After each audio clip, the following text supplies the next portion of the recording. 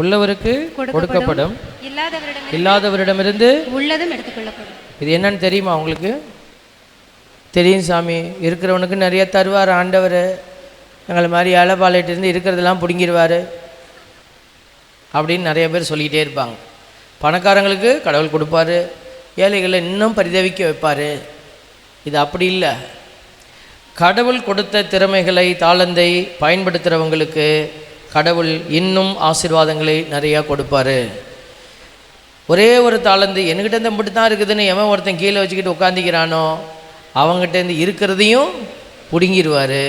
Praise the Lord. சில பேர் இல்லை, பல பேர் ஏழையாக இருப்பதுக்கு காரணம் இதுதான். என்கிட்ட இல்லை அப்படின்னு சொல்லிக்கிட்டே இருக்கிறது தான் இல்லாத அந்த வேதனைக்கு காரணம்.